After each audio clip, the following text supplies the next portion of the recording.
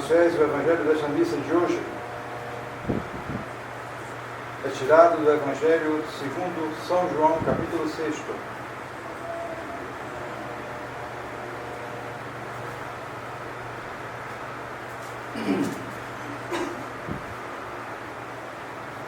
Olha, do Evangelho segundo São João, capítulo 11. Naquele tempo, Marta disse a Jesus: Senhor, se tivesses estado aqui, meu irmão não teria morrido. Sei, todavia, que ainda agora Deus vos concederá tudo o que lhe pedirdes. Jesus respondeu-lhe: o teu irmão ressuscitará. Marta observou: eu sei que há de ressuscitar na altura da ressurreição, no último dia. Jesus respondeu-lhe: eu sou a ressurreição e a vida. Quem acredita em mim, mesmo que morra, viverá. Porque todo aquele que vive e crê em mim, jamais pode morrer. Vês nisto? Ela respondeu: sim, Senhor, eu sempre acreditei que vós sois Cristo, o Filho de Deus que havia de vir ao mundo. Podem sentar-se. Em nome do Pai, do Filho e do Espírito Santo. Amém. Louvado seja nosso Senhor Jesus Cristo. Sempre seja louvado. Esta missa, celebrada em sufrágio da alma do nosso amigo Ludwig Burger, é a missa de 7º dia, e por isso nós utilizamos a liturgia dos defuntos, a missa de defuntos, de missa de 7º dia. É uma missa mais simplificada, de fato já é a terceira missa com esse rito que nós celebramos, pelo nosso amigo Ludwig, mas justamente essa missa pode ser cantada toda, é verdade. Infelizmente a escola cantora não sabe, mas ela pode ser cantada, e é interessante notar que, sobretudo quando ela é cantada, ela transmite serenidade. Quando nós ouvimos as composições que compositores clássicos fizeram sobre a missa de Requiem, como por exemplo Mozart e Beethoven, olha só que são gente de valor, não é nenhum roqueiro da vida por aí. É gente que sabia compor, que tinha inteligência extraordinária, mas que estavam dentro do ambiente moderno. Não essa decadência agora já, de mundo, mas já era o modernismo, de certo modo, já era o romantismo, etc. Então eles compuseram, pegaram os textos da missa e fizeram músicas belas, não se pode negar. Verdi também, italiano, né? Ele fez músicas belas, porém transmitem uma impressão meio de, sabe, de medo, de um pouco de terror, uma coisa meio muito forte. Mas se você pega e compara com o gregoriano, a mesma versão dessa missa, porém cantado no gregoriano, é diferente, é sereno. E isso transmite justamente um estado de espírito. O estado de espírito daqueles compositores, apesar do valor deles, era um estado de espírito moderno. O estado de espírito daqueles que compuseram o gregoriano era um estado de espírito católico. E é isso que faz a diferença face à morte de um católico para outros que, eram católicos, porém já havia algo de não católico neles, uma disposição, um espírito que não era bem católico, e daí a diferença. A agitação dos modernos e a serenidade dos católicos diante dessa coisa, de algo que realmente pela sua própria natureza, causa a repulsa à natureza humana. Todo mundo sabe disso.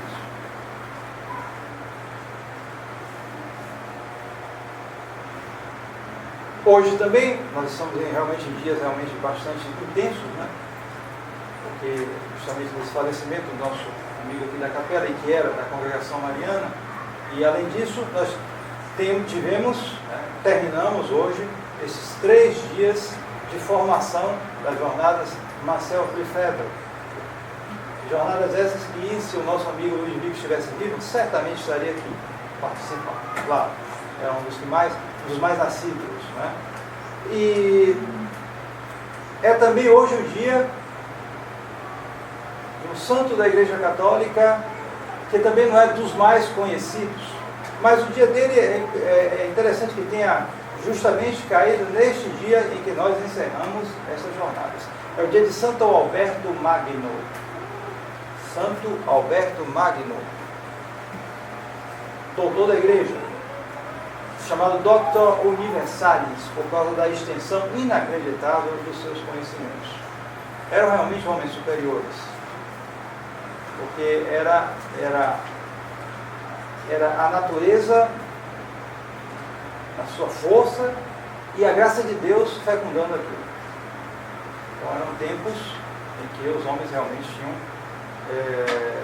não só a natureza, mas a sobrenatureza agindo neles, então o resultado era realmente extraordinário.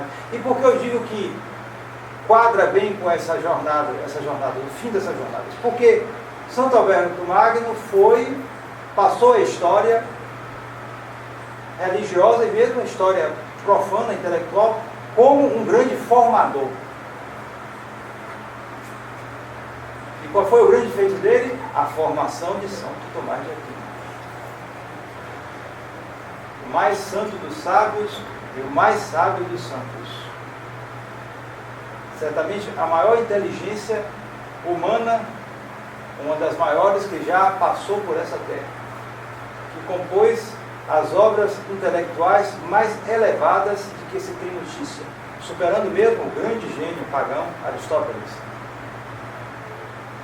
e que é chamado pela Igreja Católica o Doctor Communis, doutor comum. O que quer dizer isso? Quer dizer que para todo mundo, você quer buscar a verdade, quer estar seguro, busque São Tomás de Aquino. Ide ad Toma, busque São Tomás de Aquino. Pronto.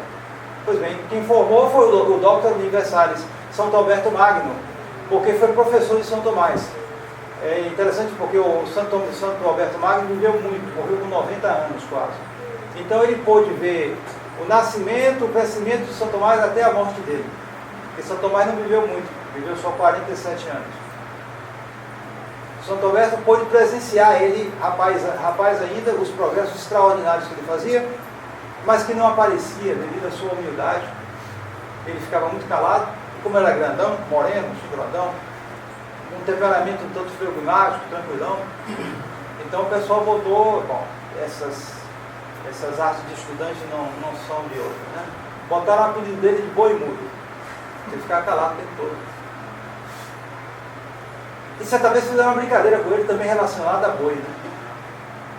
Chegaram para ele todo calado, irmão Tomás, vem cá, tem um boi voando lá no claustro. Ele saiu para ver, quando saiu não viu nada, o pessoal dando risada. Você acha que um boi vai voar? É mais fácil um boi voar do que um religioso mentir. Calou a boca de todo mundo. E Santo Alberto, que viu o valor do homem, via o gênio que estava se manifestando, chamava ele, o boi mudo, e disse, quando esse boi falar, o mundo todo vai ouvir. E de fato aconteceu. Era um santo falando de outro santo, né? E quando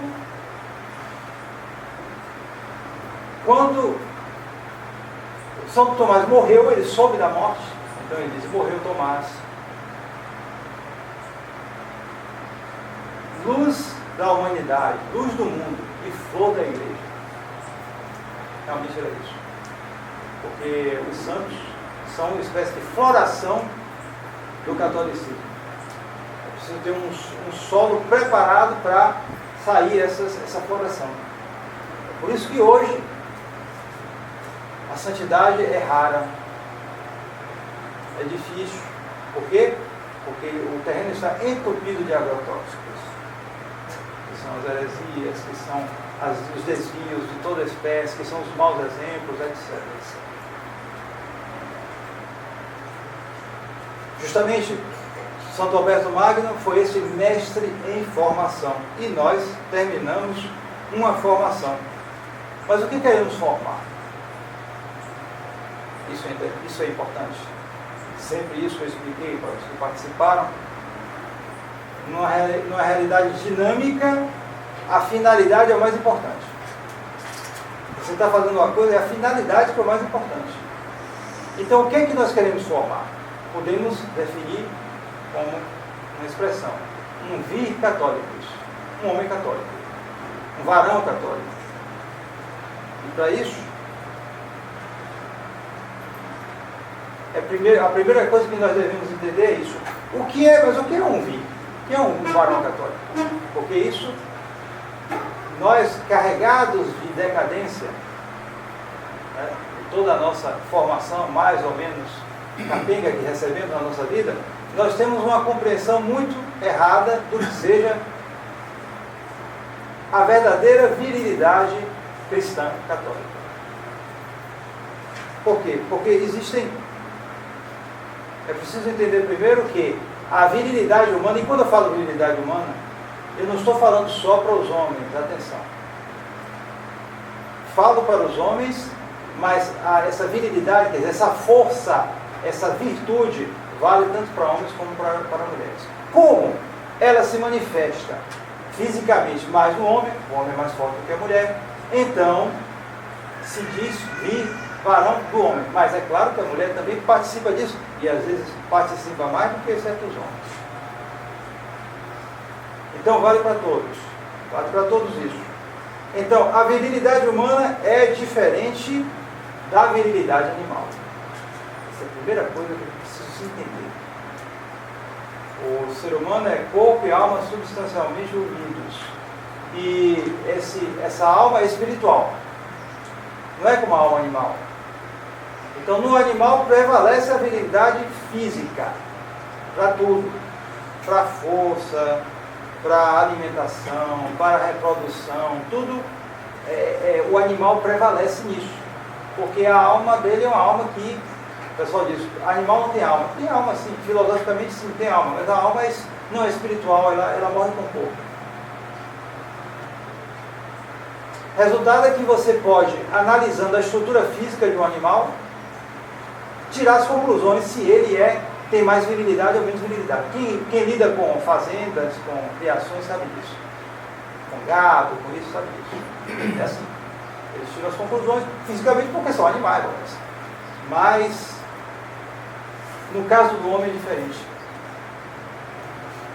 Porque, justamente, no caso da virilidade humana, esta virilidade inclui a humana, a segunda, ou seja, a virilidade animal, no sentido de que tudo que o homem tem de animal, nós todos temos, deve ser subordinado ao que nós temos de superior. A força, virtus da nossa inteligência, a força, virtus da nossa vontade, essas forças devem dominar sobre a habilidade animal. E muito mais do que isso. Muito mais do que isso. Porque esta inclusão e superação tem um objetivo mais elevado ainda, que é o de nos dispor para a graça divina. Aí não tem força que possa fazer frente a isso. É uma virtus também, é uma força, mas aí é uma força divina, algo muito mais elevado, imensamente mais elevado, que deve justamente nos envolver todo, corpo e alma.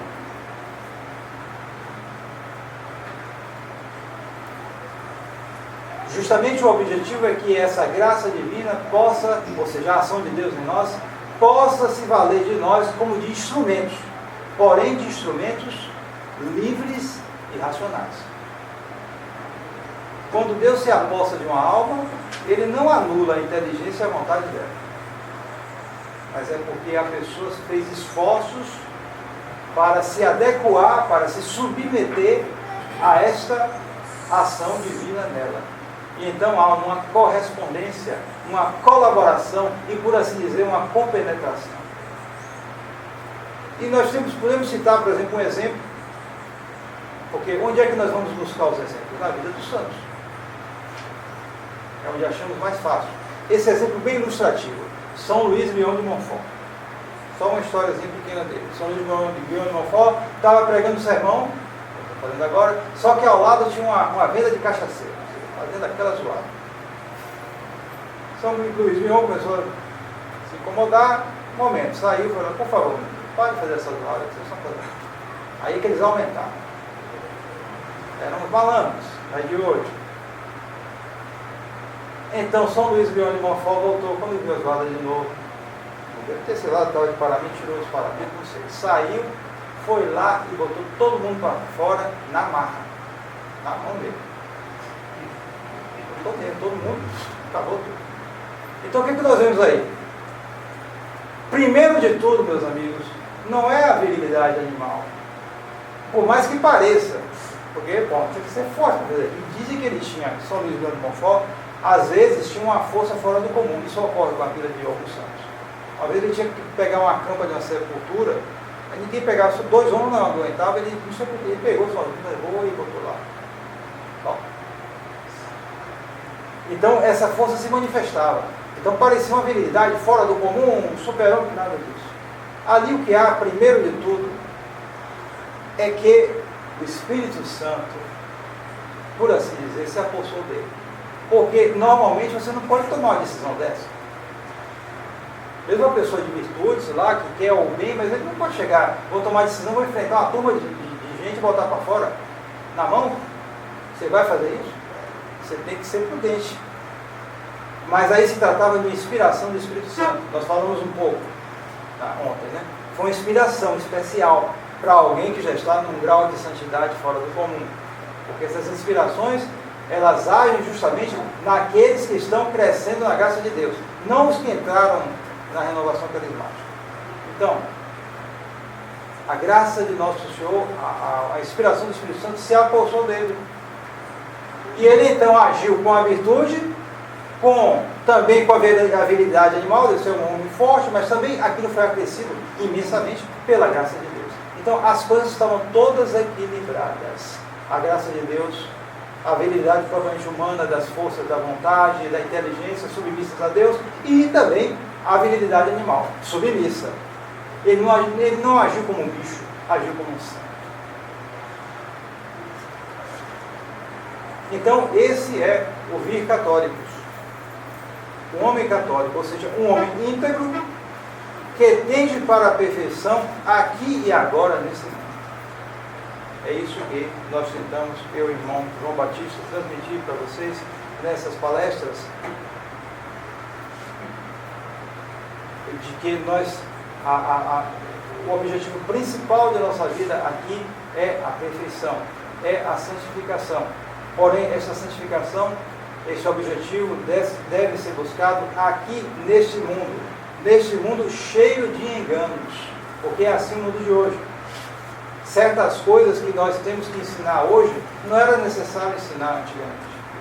Não era. Você ensinar, por exemplo, a obediência, a ordem, você obedecer ao mais velho, não precisava. Você aprendia desde pequeno, porque as famílias eram numerosas, nasciam na roça, você aprendia mesmo. Você já tinha aprendido a obedecer seu irmão, você já aprendia disciplina, porque você aprendia, por exemplo, sobriedade, porque eram pobres em geral. Eram pobres, a pobreza era maior antes. Você aprendia a ser mais concentrado, porque não havia essas maquininhas para distrair todo mundo. Não existia. Então aquilo passava naturalmente, por assim dizer. Hoje é o contrário.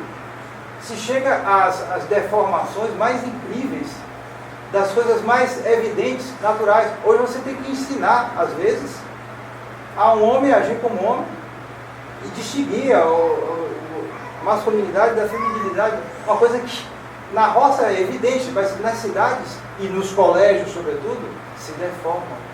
Eles são deformados por isso. Então, este mundo é cheio de enganos, ou seja, nós temos que nos instruir mais do que antigamente. É um fato. É um fato. Hoje se estuda tanto, se perde noite para passar em concurso, para conseguir emprego, para se arrumar na vida, como se diz, porque não se vai se estudar para se salvar. Não nos esqueçamos, dos grandes males de hoje é a ignorância, e ignorância vencível. Eu não digo nem a invencível, embora exista também, mas a vencível. É a daquele que sente que alguma coisa está errada, mas prefere se distrair na internet com um monte de besteiras. Isso aí, só para citar um exemplo. É a ignorância vencível, e que é pecaminosa. Que é pecaminosa. Além disso, nós temos que nos organizar mais do que antigamente. Porque a tendência do mundo hoje é de atomizar, ou seja, dispersar todo mundo, desenraizar todo mundo e tornar todo mundo dependente de um poder único e tirânico que não vem de Deus. para resumir, é isso. Isso não se faz do dia para a noite. Eles, ao mesmo tempo que destroem, constroem artificialmente. A construção tende a isso. Ou seja, seres humanos desenraizados, e para desenraizar, tem que soltar o vício. Uma das coisas que mais organiza é o quê? A família natural. Marido, esposa, filhos. Aquilo enraiza.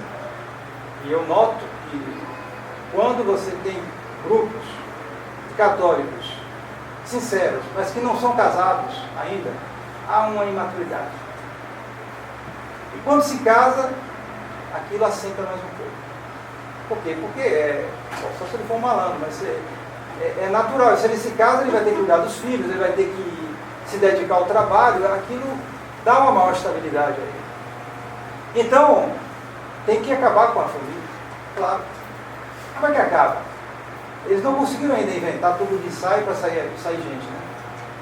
Eles tinham esses planos, mas não conseguiram ainda. Então, por enquanto, vão ter que ter filho, mas não tem problema. Com alguns meses se põe na creche. Depois, se quiserem separar, não tem problema, o Estado assume. O Estado é muito bom, ele é muito bonzinho. E depois, bom, os filhos que são ainda com os pais e com a mãe, solta o vício deles. Solta o vício deles. Começa a se juntar com isso, com aquilo. Quanto mais ele entrar no vício, mais ele vai se separar da família. Vai pôr-se de lado. E então, cada vez mais os cidadãos ficarão assim. Atomizados, separados e submissos a um poder central que não é de Deus e que vai mantê-los artificialmente com coisas como, por exemplo, Bolsa Família. Não digo que a Bolsa Família não possa servir em certos casos, que o Estado não possa ajudar em certos casos, mas aí se trata de uma aparência. No fundo, é manter essa dependência no vício. Dependência no vício. A nova ordem mundial pode se resumir a isso. Dependência dos cidadãos no vício. Então, é preciso que nós nos organizemos no bom sentido. Tudo vai tender a nos atomizar, a nos dividir. E nós temos que nos associar. E note bem que um dos efeitos tristes da nossa conversão ao catolicismo, da nossa descoberta do catolicismo, como sempre ele foi e ele é exatamente de nos isolarmos um tanto. Nós nos isolamos. O primeiro movimento é esse, curioso. Mas não é por isso que a gente vai então ficar atomizado. Não. Nós temos que nos associar. Porque é justamente nessa ajuda mútua entre homens e mulheres católicos é que está a garantia de que a graça de Deus vai agir sobre nós de uma maneira mais intensa e que nós faremos o que Monsenhor Lefebvre dizia. Enquanto eles destroem, não param de destruir, não podem parar de destruir. Não adianta, ninguém vai dizer, chegamos ao fundo do poço. Não, porque esse espírito só acaba no inferno. Acho que já disse, a revolução só acaba no inferno, não acaba aqui. Então eles vão continuar, vão arranjar um jeito, qualquer coisa aí, eles estão matutando. Então, é preciso que enquanto eles destroem, nós construamos. E isso é uma felicidade, é como o Lefebvre diz. É uma felicidade para nós construir enquanto eles destroem. Felicidade que não é felicidade completa, felicidade no sentido de que, fazendo isso, nós sentimos que fazemos a vontade de nosso Senhor. E fazemos o nosso caminho, construímos e fazemos o nosso caminho para o céu. Então, que Santo Alberto Magno interceda por nós, para que essa formação realmente deixe frutos estáveis, e nós, quando nos dispersarmos e formos para os nossos diversos grupos que estão aqui e ali espalhados, que a gente possa justamente transmitir essa estabilidade, essa maneira construtiva e não dispersiva de ser católico, e que nós possamos justamente levar essa boa nova, porque é sempre nova, essa boa nova do catolicismo para todos. Todos precisam. O mundo tem sede de verdade e de santidade. Mas se essa santidade, essa verdade não for transmitida, ele vai procurar a consolação dele no demônio. O que vimos hoje é isso. Santo Alberto Magno, em nome do Pai, do Filho e do Espírito Santo. Amém.